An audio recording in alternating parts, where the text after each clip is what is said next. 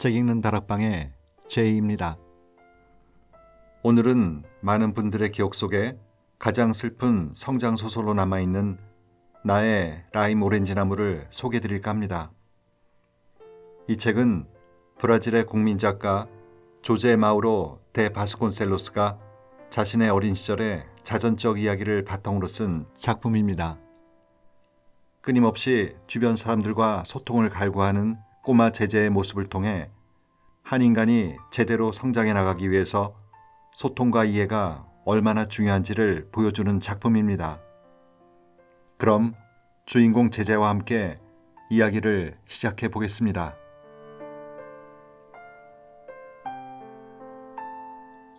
다섯 살 소년 제제의 아빠는 얼마 전 공장에서 일자리를 잃었다.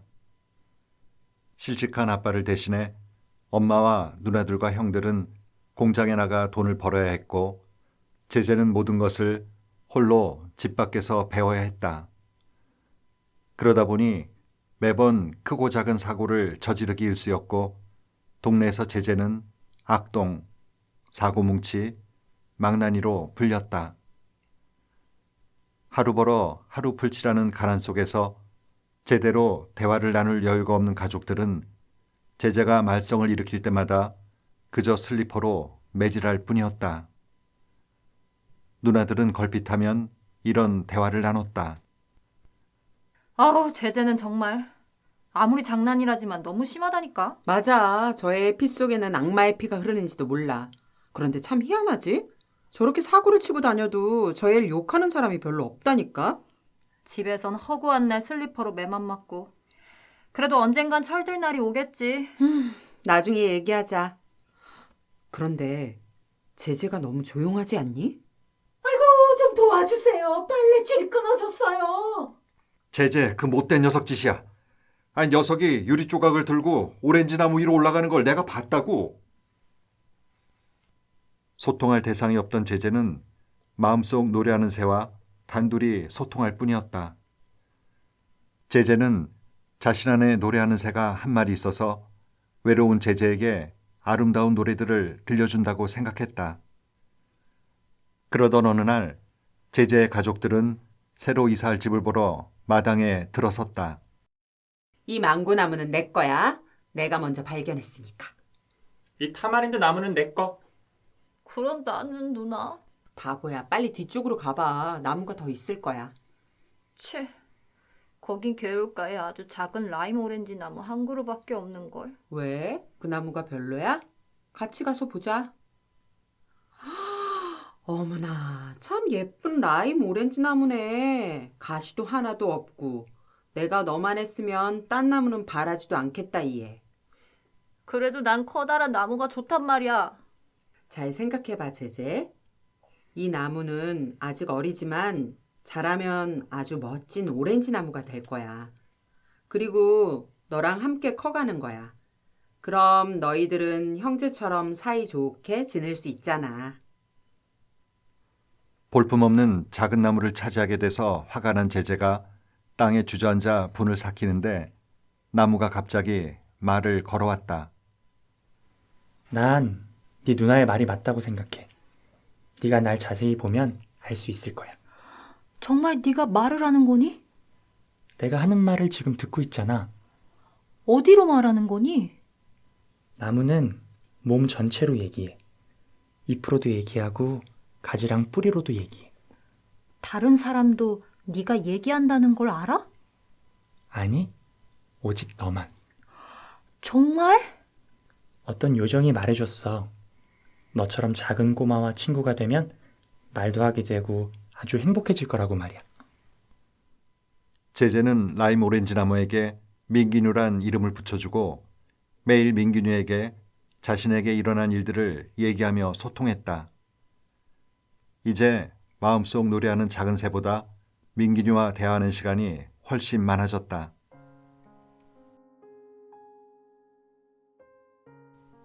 크리스마스가 다가왔다.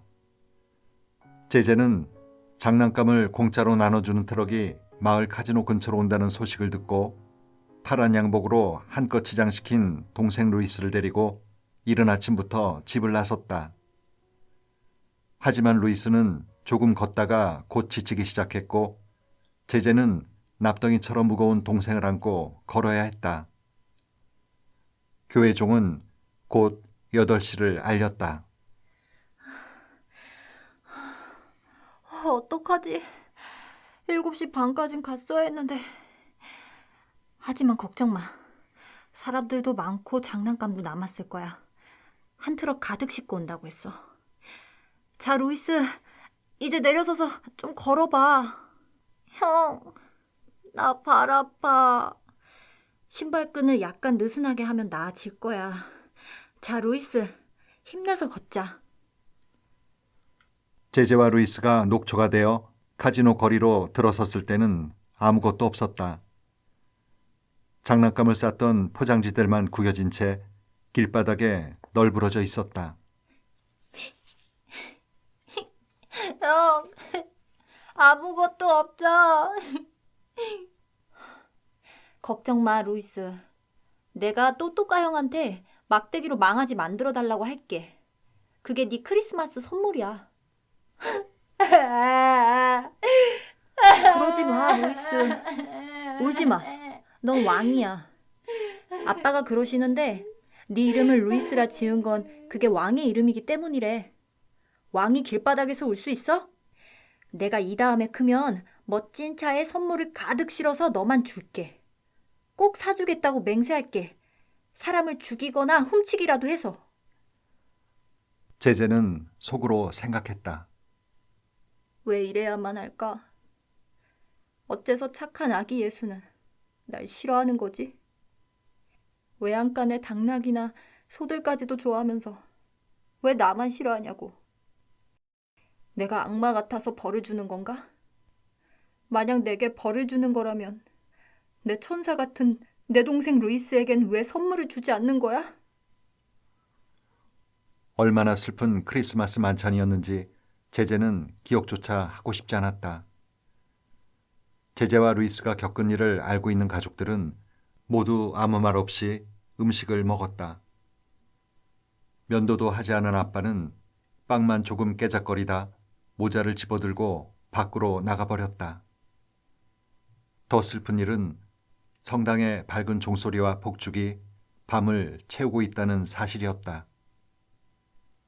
글로리아 누나는 동생들을 바라보며 말했다. 제재, 루이스, 아이들은 자야 할 시간이야. 하지만 누나는 그 순간 그 자리에는 더 이상 아이들이 없다는 것을 알고 있었다. 모두가 어른이었다. 그것도 아주 슬픈 어른. 슬픔을 조각조각 맛봐야 하는 어른들 뿐이었다.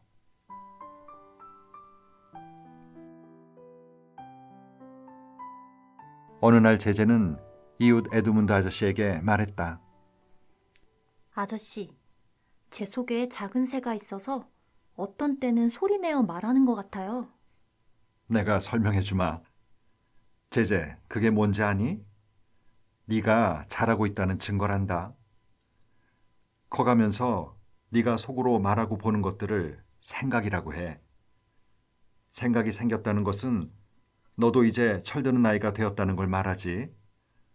그땐 기적 같은 일들이 일어나지. 생각이 자라고 커서 우리 머리와 마음을 모두 돌보게 된단다. 생각은 우리 눈과 인생의 모든 것에 깃들게 되지. 아, 알겠어요. 그럼 작은 새는요? 작은 새는 어린애들이 여러 가지 일들을 배우는 걸 도와주려고 하느님이 만드신 거야.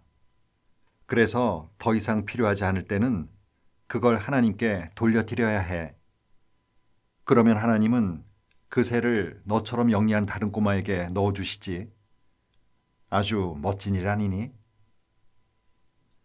제재는 라임 오렌지 나무 민균에게 갔다. 민기뉴, 나 할 일이 있어서 왔어. 뭔데? 같이 기다리자. 그래. 근데 제재, 우리가 기다리는 게 뭔데?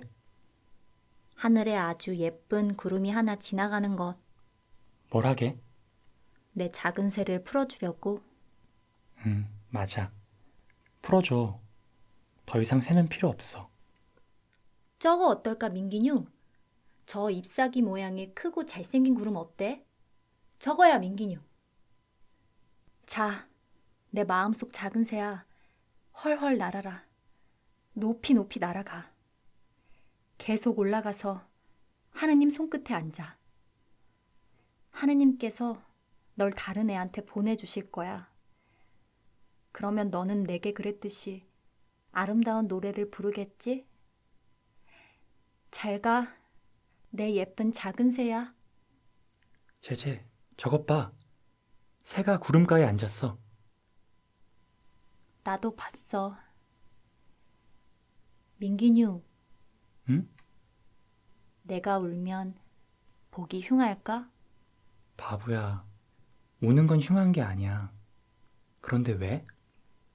글쎄, 아직 익숙하지 않아서 그런가 봐. 여기 내 가슴 속 새장이 텅 빈 것 같아.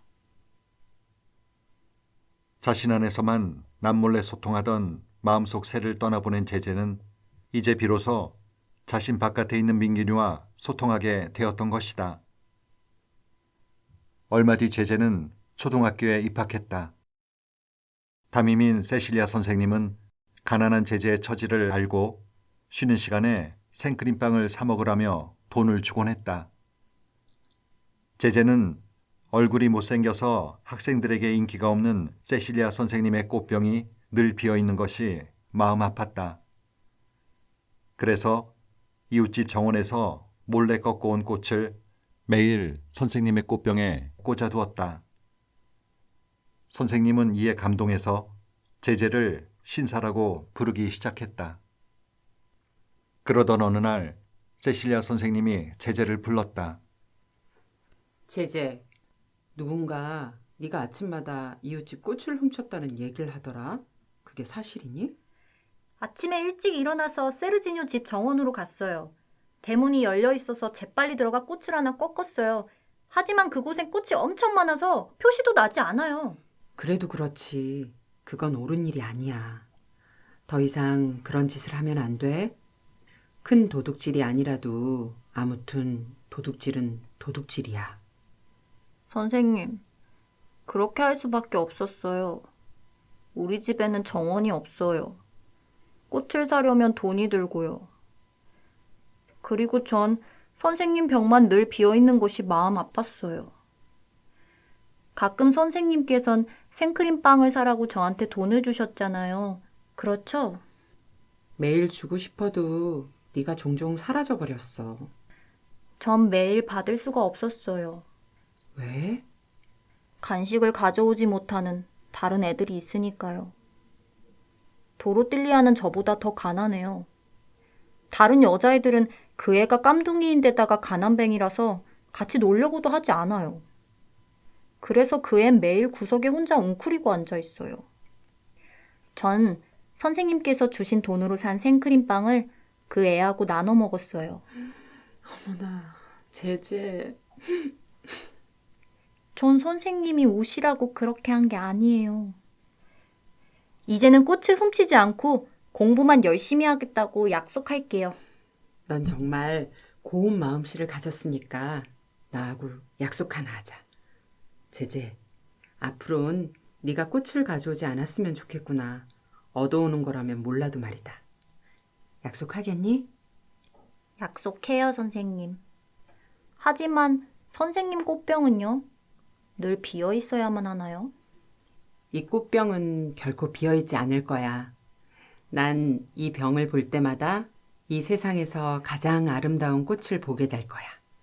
그리고 이렇게 생각할 거야.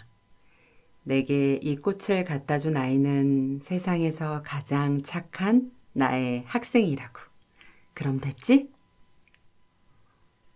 어느 날 제재는 마을에서 무섭기로 소문난 포르투갈 사람의 차 뒷바퀴에 매달리는 장난을 쳤다가 포르투갈 사람에게 엄청난 모욕을 당하게 된다. 이런 간 큰 녀석 같으니라고. 이 네 놈이었구나. 이 콩알만한 녀석이 겁도 없이. 네 놈이 매일 내 차를 노리고 있었다는 걸 내가 모른 줄 알아? 너 오늘 단단히 혼 좀 나봐라. 다시는 그런 짓 할 마음이 안 나도록 말이야. 자, 입 있으면 말해봐. 욕을 해보라고. 왜 아무 말도 못하고 눈물만 질질 흘리지? 지금은 말 못해요. 하지만 생각 중이에요. 이 다음에 커서 아저씨를 죽이겠어요. 그래, 어디 커봐라 이 꼬마 녀석아. 여기 기다리고 있을 테니까. 하지만 그 전에 한 가지 너에게 줄 게 있다. 자, 엉덩이 매 좀 맞아봐라. 이 녀석. 사람들 앞에서 엉덩이 매질을 당하는 모욕을 당한 뒤 포르투갈 사람을 피해 다니던 제재는 얼마 뒤 거리에서 그를 다시 마주치게 된다. 제재는 장난을 치다 다리를 다쳐 쩔뚝거리고 있었다. 보안이 심하게 다친 모양이구나. 어쩌다 그랬니? 유리 조각이 박혔어요. 이 정도면 꽤 중상인데. 왜 집에 가만히 있지 않고? 보안이 학교 가는 것 같은데 이리 와. 내가 데려다 줄 테니. 고맙지만 싫어요. 왜? 지난번 일을 학교 애들이 다 알아서요. 하지만 그렇게 걸어갈 순 없잖아. 지난 일은 잊도록 하자. 너 차를 타본 적 있니? 없어요. 그러면 내가 태워주마. 탈 수 없어요. 우리는 원수잖아요. 그건 상관없다. 네가 정 창피하다면 학교에 조금 못 미쳐서 내려주마. 어떠냐? 포르투갈 사람은 제재를 차에 태워 학교에 데려다 주는 길에 약방에 들러 상처를 소독하고 붕대까지 감아주었다. 그의 친절에 감동한 제재는 중요한 사실 하나를 발견했다. 이제 포르투갈 사람이 자신에게 가장 소중한 사람이 되었다는 것을. 그 뒤로 두 사람은 함께 카페에 가고 드라이브를 하며 어울렸다. 제재는 포르투갈 사람을 포르투가라는 애칭으로 부르기 시작했다. 행복한 나날이었다. 제재는 예전처럼 심한 욕도 하지 않았고 더 이상 이웃을 괴롭히지도 않았다. 소통과 사랑이 제재를 변화시킨 것이다. 우리 차를 타고 드라이브하는 게 그렇게 좋으니? 이게 우리 차라고요? 내 것은 모두 다 네 거야. 우린 가장 친한 친구잖니. 멋진데요? 이제 우리는 정말 친한 친구 사이가 된 거지? 너 정말 굉장히 복잡한 아이야. 하지만 이 늙은 포르투갈 사람의 마음을 기쁨으로 가득 채워주기도 하지. 포르투가, 응? 난 절대로 당신 곁을 떠나고 싶지 않아요. 당신도 알죠? 왜? 당신이 세상에서 가장 좋은 사람이니까요. 당신이랑 같이 있으면 아무도 저를 괴롭히지 않아요. 그리고 내 가슴 속에 행복의 태양이 빛나는 것 같아요.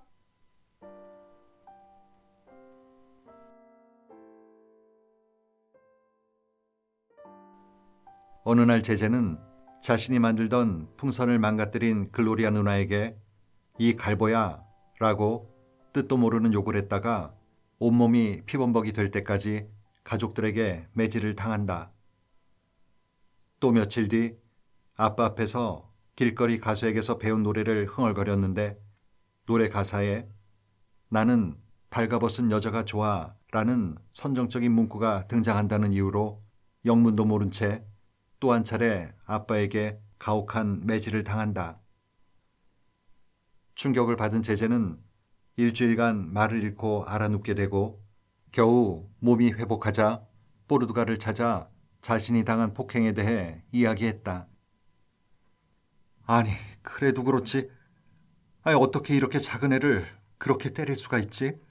아직 6살도 안 된 앤데. 하느님 맙소사. 난 왜 그런지 알아요. 쓸모없는 애라서 그래요. 난 너무 못된 애라서 태어나지 말았어야 했어요. 저번에 엄마한테도 그렇게 말했어요. 그런 말을 해선 안 돼. 아빠가 나이가 많아서 일자리를 구하지 못하고 있다는 거 저도 알아요. 얼마나 속상해하는지도 알고요. 엄마는 새벽에 나가요. 살림에 보태려고 영국 사람이 하는 방직 공장에서 일을 해요. 엄마는 압박붕대를 메고 다녀요. 실타래 상자를 옮기다가 허리를 삐끗했거든요. 랄라 누나는 공부도 많이 했는데 지금은 공장에 나가요. 이런 일들은 모두 가슴 아픈 일이에요. 아무리 그래도 날 그렇게 심하게 때릴 것까진 없었는데. 없어서. 아니 너처럼 어린애가 어쩜 그렇게 어른들 고통을 이해하고 함께 나눌 수 있지? 너 같은 아이는 처음 봤다. 어쨌든 사나이 대 사나이로서 얘기하면 누나한테 그런 욕을 하면 안 되는 거였어. 욕을 아예 해서는 안 돼. 알겠니? 하지만 전 이렇게 어리잖아요. 욕이라도 해야 복수할 수 있단 말이에요. 제제, 네가 한 욕이 무슨 뜻인지는 알았니? 네. 그럼 더더욱 해서는 안 돼. 뽀르뚜가, 응? 당신은 제가 욕하는 게 싫어요? 무조건 싫다. 알았어요. 제가 죽지 않는다면 앞으로 욕을 하지 않겠다고 맹세할게요. 좋아. 그런데 죽는다는 게 무슨 소리냐? 좀 이따가 얘기해 줄게요. 제제, 그럼 그 노래 때문에 아빠에게 맞은 건 또 뭐냐? 정확히는 몰랐어요. 전 뭐든지 들으면 외우거든요. 정말 아름다운 노래였어요. 내용은 생각해 본 적 없었어요. 그런데 아빠는 날 자꾸 때렸어요.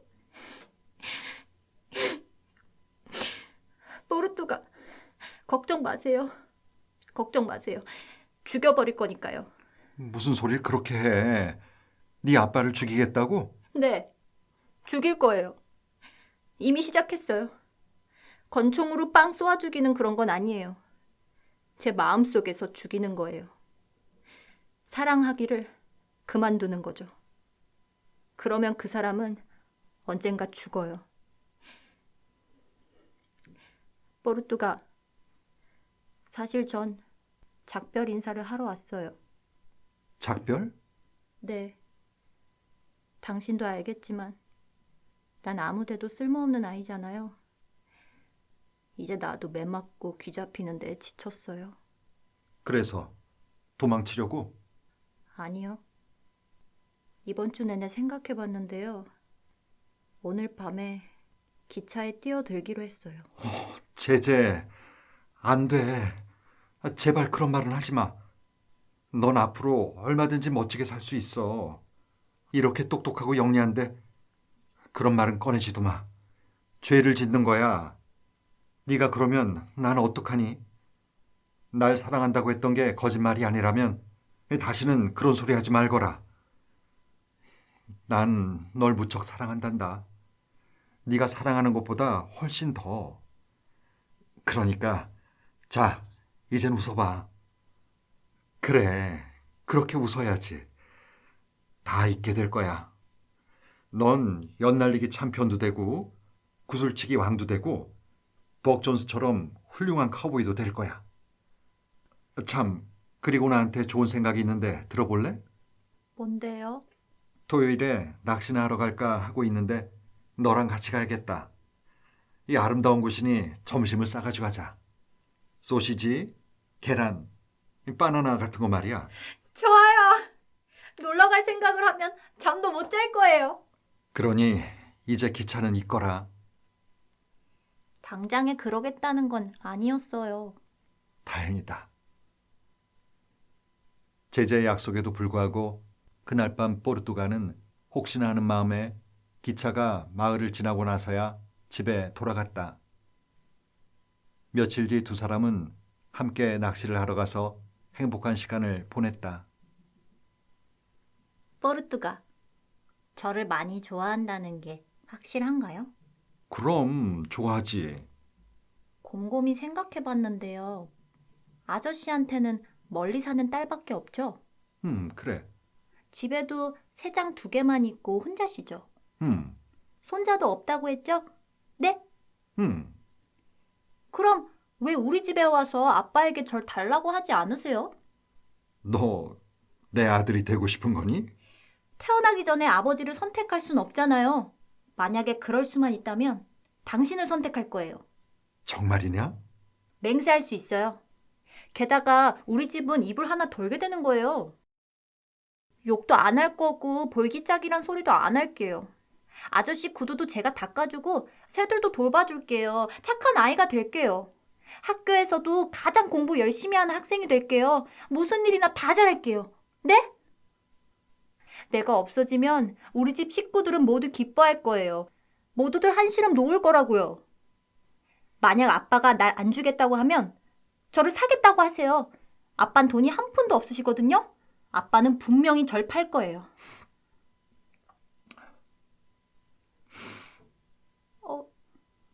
포르투가 당신을 올리려고 한 말은 아닌데.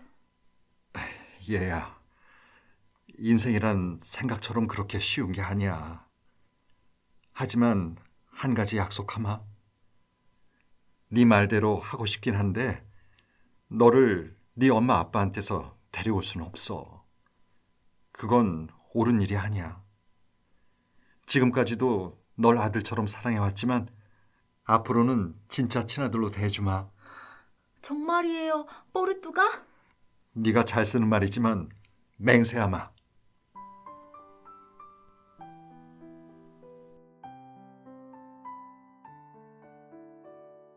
제재는 포르투갈을 통해 가족들로 받은 학대와 상처로부터 회복되고 있었다. 그런데 어느 날 학교에서 포르투갈 사람의 차가 기차와 부딪혀 완전히 박살났고 차 안에 있던 포르투갈 사람이 즉사했다는 충격적인 소식을 듣게 된다. 아기 예수, 넌 나쁜 애야. 왜 나한테 이런 짓을 하는 거야? 넌 왜 다른 애들은 좋아하면서 나는 좋아하지 않는 거야? 내가 얼마나 착해졌는데 이제 싸움도 안 하고 욕도 안 하고 공부만 열심히 하는데. 아기 예수, 내 포르투갈을 돌려줘. 내 포르투갈을 다시 달란 말이야. 너무나 큰 충격을 받은 제재는 오랜 시간 아무것도 먹지 못하고 열병에 시달렸다. 제재는 이제 아픔이 무엇인지 알 것 같았다. 매를 많이 맞아서 생긴 아픔이 아니었다. 병원에서 유리 조각에 찔린 곳을 바늘로 꿰맬 때의 느낌도 아니었다. 아픔이란 가슴 전체가 모두 아린 그런 것이었다.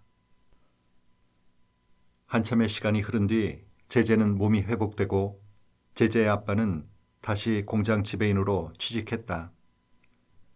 어느 날 아빠는 제재를 무릎에 앉히고 말했다. 다 지나갔다, 얘야. 너도 이 다음에 크면 아빠가 될 거야. 그리고 살다 보면 어려운 시기가 있다는 것도 알게 될 거다. 하는 일마다 잘 안 되고 끝없이 절망스러울 때가 있어. 하지만 이제는 그렇지 않아. 아빠는 산뚜알레이슈 공장의 지배인이 됐어. 우리는 이제 큰 집에 살게 될 거다. 집 뒤에 진짜 강도 흐르고 아주 큰 나무들도 많이 있어. 네 라임 오렌지 나무는 마을 공사 때문에 잘려나간다는구나. 하지만 새 집에선 네가 가장 먼저 나무를 고르게 해주마. 됐어요, 아빠. 그런 건 상관없어요. 벌써 잘 나갔어요, 아빠. 벌써 일주일도 전에 내 라임 오렌지 나무로 잘 나갔어요. 제재에게 라임 오렌지 나무는 자신을 온전히 털어놓고 이해받을 수 있는 세상 단 하나뿐인 소통의 대상이었고 살아있는 사람으로서 그 역할을 해준 첫 번째 사람이 바로 포르투가였다. 하지만 포르투가가 제재의 곁을 떠나버렸기에 이제 제재는 라임 오렌지 나무도 포르투가와 함께 잘려나가 버린 듯한 기분을 느꼈던 것이다. 시간이 훌쩍 흘러 48살이 된 제재가 하늘나라의 포르투가에게 편지를 써내려간다. 나의 사랑하는 뽀르뚜가. 제게 사랑을 가르쳐 주신 분은 바로 당신이었습니다. 지금은 제가 아이들에게 구슬과 그림 딱지를 나눠주고 있습니다. 사랑 없는 삶이 무의미하다는 것을 알기 때문입니다. 때로는 제 안의 사랑에 만족하기도 하지만 누구나와 마찬가지로 절망할 때가 더 많습니다. 그 시절, 우리들만의 그 시절에는 미처 몰랐습니다. 먼 옛날 한 바보 왕자가 제단 앞에 엎드려 눈물을 글썽이며 이렇게 물었다는 것을 말입니다. 왜 아이들은 철이 들어야만 하나요? 사랑하는 뽀르뚜가, 저는 너무 일찍 철이 들었던 것 같습니다. 영원히 안녕히.